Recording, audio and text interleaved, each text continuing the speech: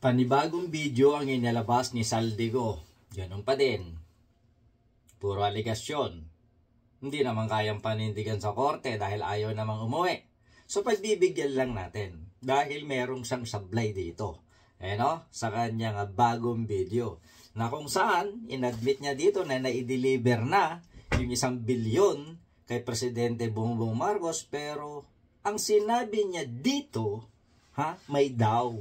Galit pa rin daw si BBM. So, it's not a first-hand experience. Kung hindi dumaan sa hindi natin alam kung ilan yung pinagdaanan nung daw. So, ngayon, gustong tanggalin ng mga nagrarally si BBM. Galit na galit sila kay Bongbong Marcos dahil sa salitang daw na hindi naman kayang patunayan. Ano? What? Tatanggalin mo ang presidente dahil daw, galing sa chismis, galing kay Marites, di wow.